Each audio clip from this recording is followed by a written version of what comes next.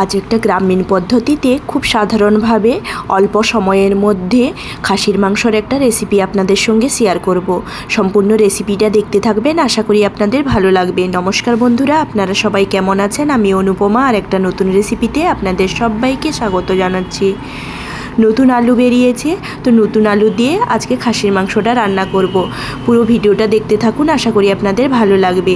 এখানে আমি 600 গ্রাম খাসির মাংস নিয়েছি। মাংসটাকে ভালো করে ধুয়ে পরিষ্কার করে নিয়েছি, ওটা আর আপনাদের সঙ্গে শেয়ার করিনি। চলুন তার আগে আলুটাকে ভেজে নিই। কড়াই বসিয়ে রেখেছিলাম, কড়াইতে এখানে সর্ষের তেল দিয়ে দিয়েছি।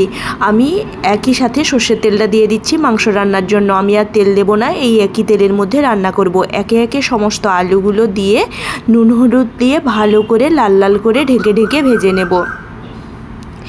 একটু ঢেকে ঢেকে ভেজে নিলে একদম লাল লাল করে, কারণ নতুন আলু তো খেতে খুব ভালো লাগে। তো মোটামুটি ভালো করে নাড়াচাড়া করে আমি ঢেকে ঢেকে আলুটাকে ভেজে নিচ্ছি। তার আগে চলুন আমরা রেডি করে নেব মাংসটা এখানে আমি দিয়ে দেওয়ার পরে মিডিয়াম সাইজের 4টে পেঁয়াজ দিয়েছি। একদম কুচি কুচি করে কেটে রেখেছিলাম পেঁয়াজটা দিয়ে দিলাম। হাতে একটু মশকে নিচ্ছি, দেখে নিশ্চয়ই বুঝতে পাচ্ছেন। পেঁয়াজটাকে দিয়ে দেওয়ার পরে এখানে আদা রসুন বাটা আমি একসাথে বেটে নিয়েছিলাম। আদা রসুন বাটা আমি আমার পরিমাণ মতন দিয়ে দিচ্ছি। আপনারা যে যেমন বানাবেন সেই রকম পরিমাণ মতন দেবেন।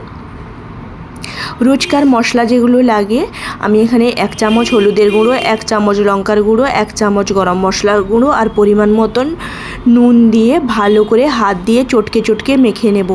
এই সময় ভালো করে চটকে চটকে হাত দিয়ে মেখে নিতে হবে। এই সময় আমি বলে রাখি, যারা অনুপমা কিচেন চ্যানেলটা এখনও সাবস্ক্রাইব করেননি, প্লিজ তারা সাবস্ক্রাইব করে দেবেন, লাইক কমেন্ট করবেন, আর অবশ্যই কমেন্ট করে জানাবেন কে কোথা থেকে আমার ভিডিও দেখছেন।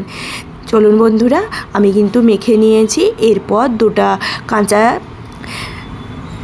চিড়ে রাখা কাঁচা লঙ্কা আমি দিয়ে দিলাম। এরপর দিয়ে দিলাম হাফ টমেটো, আর মিক্সিতে বেটে রেখেছিলাম যে আমি আদা রসুন, তো ওই মিক্সি ধোয়া জলটা আমি দিয়ে দিলাম।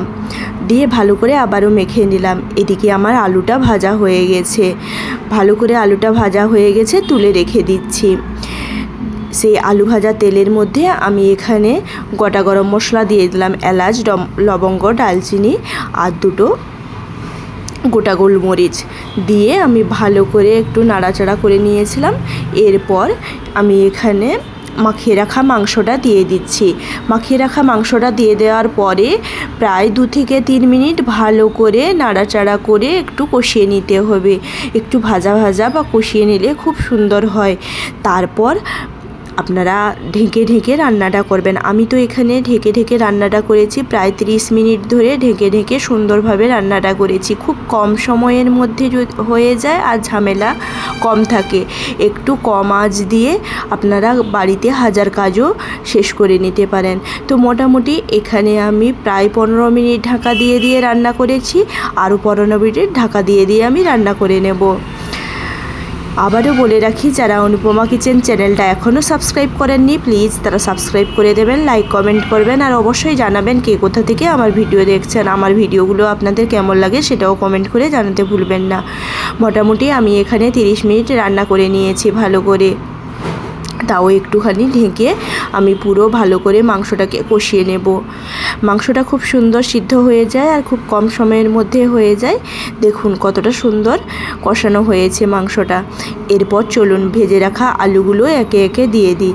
ভেজে রাখা আলুটা দিয়ে আমি 2-3 মিনিট ভালো করে নাড়াচাড়া করে আমি এখানে জল দিয়ে দিয়েছি। এই ভিডিওটা আমার নেওয়া হয়নি। তো মোটামুটি আপনারাও ভালো করে আলুটা দেওয়ার পরে নাড়াচাড়া করে জল দিয়ে দেবেন। জল দিয়ে আমি ঢাকা দিয়ে রেখেছিলাম। জল দিয়ে ঢাকা দেওয়ার পরে দেখুন ঝোলটা ফুটে এসেছে। আমি কিন্তু এখানে বেশি ঝোল বানাবো না, অল্প ঝোল বানাবো, সেই জন্য আমি এখানে বেশি জল দিইনি। তো ঝোলটা খুব সুন্দর ফুটে এসেছে, নুনের পরিমাণও ঠিক হয়েছে। চাইলে এই সময় গরম মশলা একটু ছড়িয়ে দিতে পারেন, তবে আমি আর এখানে গরম মশলা দিইনি। আপনারা চাইলে গরম মশলা একটু ছড়িয়ে দিতে পারেন। মাংসর কালারটা দেখে নিশ্চয়ই বুঝতে পাচ্ছেন মাংসটা খুব সুন্দর সিদ্ধও হয়ে গেছে আর কালারটাও খুব সুন্দর এসেছে। একদম সাদামাটা ঘরোয়া রান্না আপনাদের সঙ্গে সঙ্গে শেয়ার করলাম। ভালো লাগলে রেসিপিটা লাইক কমেন্ট শেয়ার করে রাখবেন। আর নিত্য নতুন রেসিপি পেতে অনুপমা কিচেন চ্যানেলটাকে সাবস্ক্রাইব করে রাখবেন। দেখুন কতটা সুন্দর হয়েছে। গরম ভাতের সঙ্গে আজ কিন্তু জমে যাবে। গরম ভাতের সঙ্গে বা রুটির সঙ্গে খেতে কিন্তু এই রেসিপিটা ভালো লাগে। আপনারা বাড়িতে বানাবেন। আজকে এই পর্যন্ত, দেখা হচ্ছে নতুন ভিডিওটা।